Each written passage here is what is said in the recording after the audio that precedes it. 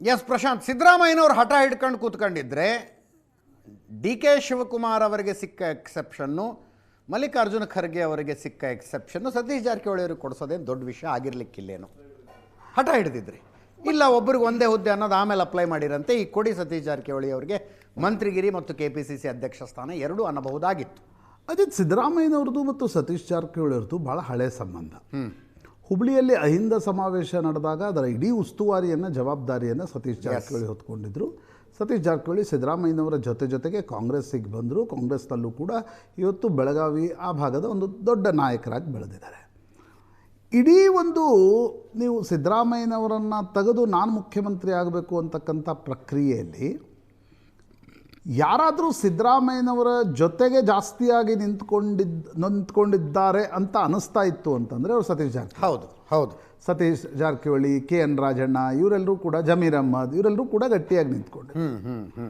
But ಕಳೆದ 2-3 ತಿಂಗಳಲ್ಲಿ ಅಂದರೆ ಬಹುತೇಕ ಜನವರಿ, ಫೆಬ್ರವರಿ, ಮಾರ್ಚ್, ಏಪ್ರಿಲ್ನಲ್ಲಿ ಡಿ ಕೆ ಶಿವಕುಮಾರ್ ಪದೇ ಸತೀಶ್ ಜಾರಕಿಹೊಳಿ ಅವರನ್ನ ಭೇಟಿಯಾಗಲಿಕ್ಕೆ ಶುರು ಮಾಡಿದರು.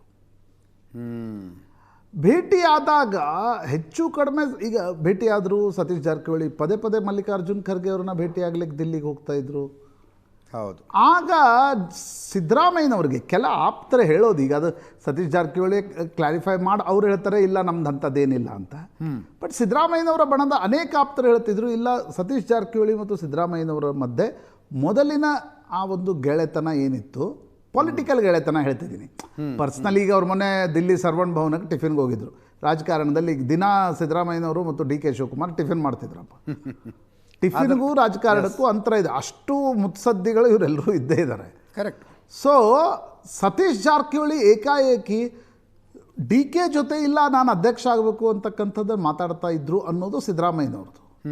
ಹೀಗಿರುವಾಗ ಸತೀಶ್ ಜಾರಕಿಹೊಳಿ ಅಧ್ಯಕ್ಷರೂ ಆಗಲಿಲ್ಲ, ಈ ಕಡೆ ಉಪಮುಖ್ಯಮಂತ್ರಿನೂ ಆಗಲಿಲ್ಲ.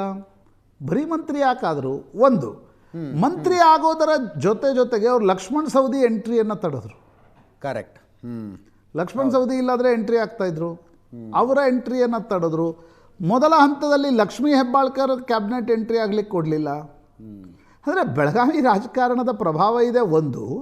ಆದರೆ ಏಕಾಏಕಿ ಸತೀಶ್ ಜಾರಕಿಹೊಳಿ ಡಿ ಕೆ ಶಿವಕುಮಾರ್ಗೆ ಪರ್ಯಾಯ ನಾಯಕತ್ವ ಅನ್ನುವ ರೀತಿಯಲ್ಲಿ ಏನು ಬಿಂಬಿತ ಆಗಿತ್ತು, ಅದು ಫಿಸಲ್ ಔಟ್ ಆಯಿತು. ಅದು ಯಾಕೆ ಫಿಸಲ್ ಔಟ್ ಆಯಿತು ಅನ್ನೋದೇ ಒಂದು ಪಾಲಿಟಿಕ್ಸ್ನ ಕುತೂಹಲ ಇರ್ತಕ್ಕಂಥದ್ದು. ಯಾಕೆ ಫಿಸಲ್ ಔಟ್ ಆಯ್ತು? ಅದು ಬರೀ ಇದೊಂದೇ ಕಾರಣ ಇರಲಿಕ್ಕಿಲ್ಲ. One man one post.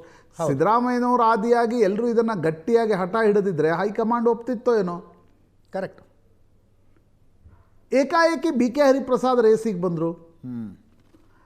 BK Hariprasad ಬರೋದರ ಹಿಂದೆ ಸಿದ್ದರಾಮಯ್ಯನವರು ಇದ್ದಾರೆ ಅನ್ನೋದು ಭಾಳ ಸ್ಪಷ್ಟ. ಯಾಕಂದರೆ BK ಹರಿಪ್ರಸಾದ್ರನ್ನು ಅಲ್ಲಿ ಅಹ್ಮದ್ ಪಟೇಲ್ ತೀರಿಕೊಂಡ ನಂತರ ಕಾಂಗ್ರೆಸ್ ಹೈಕಮಾಂಡ್ ಕೂಡ ಏನು ಭಾಳ ಇದು ಮಾಡ್ತಿರಲಿಲ್ಲ. ಹೌದು. ಆಮೇಲೆ ಅವ್ರ ಹೆಸರು ಏನು ಓಡ್ತಿಲ್ಲ. ಅವರು ಸೈದ್ಧಾಂತಿಕವಾಗಿ ಗಟ್ಟಿ, ಕಾಂಗ್ರೆಸ್ನ ನಿಷ್ಠಾವಂತ, ಅದರಲ್ಲಿ ಪ್ರಶ್ನೆ ಇಲ್ಲ. ಬಟ್ ನಾನಾ ಕಾರಣಗಳಿಂದ ಪೊಲಿಟಿಕಲ್ ಪಾರ್ಟಿಗಳಲ್ಲಿ ಏನಾಗುತ್ತೆ ಅಜಿತ್, ನಿಮಗೊಬ್ಬ ಗಾಡ್ ಫಾದರ್ ಬೇಕಾಗತ್ತೆ ಎಲ್ಲದಕ್ಕೂ. ಹೌದು. ಇವತ್ತು ನೀವು ಕ್ಯಾಬಿನೆಟ್ನಲ್ಲಿ ನೋಡಿ, ಒಂದು 3-4 ಜನ ಬಿಟ್ಟರೆ ಗಾಡ್ ಫಾದರ್ ಇಲ್ಲದೆ ಅವ್ರು ಒಳಗಡೆ ಬರ್ತಿರ್ಲಿಕ್ಕಿಲ್ಲ. ಫಾದರ್ ಮತ್ತು god father, father and god father.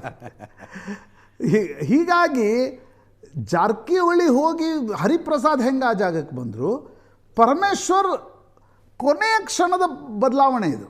ಹೌದು. ನ್ಯಾಚುರಲಿ ಆ ಬದಲಾವಣೆ DK ಅವ್ರಿಗಂತೂ ಯಾರೂ DCM ಬೇಡಾಗಿತ್ತು. ಕರೆಕ್ಟ್. DK ಅವ್ರಿಗಂತೂ ಯಾರೂ DCM ಬೇಡಾಗಿತ್ತು. ನಿನ್ನೆ ಅವರು ಮಾಲಾರ್ಪಣೆ ಮಾಡ್ಲಿಕ್ಕೆ ಹೋಗ್ತಿದ್ರಲ್ಲ, ಆ ರೀತಿ ನೋಡಿದಾಗ, ರಾತ್ರಿ KPCC ಕಚೇರಿಗೆ ಹೋಗಿದ್ದ ರೀತಿ ನೋಡಿದಾಗ ಒನ್ ಮ್ಯಾನ್ ಶೋ ಇರಬೇಕು, ಅವ್ರು ಒನ್ ಮ್ಯಾನ್ ಶೋ ಇರಬೇಕು. DK ಸ್ವಭಾವನೆ ಹಾಗೆ. ಕರೆಕ್ಟ್. ಪರಮೇಶ್ವರ್ ಬಂದರು, ಖರ್ಗೆ ಅವ್ರಿಗೆ ಅದು ನ್ಯಾಚುರಲಿ ಇಷ್ಟ ಇರಲ್ಲ. ಖರ್ಗೆ ಅವ್ರಿಗೆ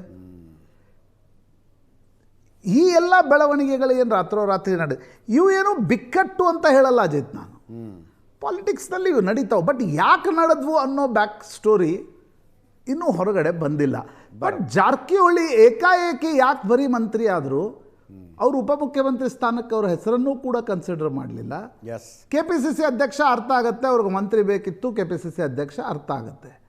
ಬಟ್ ಅವ್ರದ್ದು ಎಷ್ಟು ನಡೀತು, ಇವೆಲ್ಲವೂ ಇಂಟ್ರೆಸ್ಟಿಂಗ್ ಟು ವಾಚ್.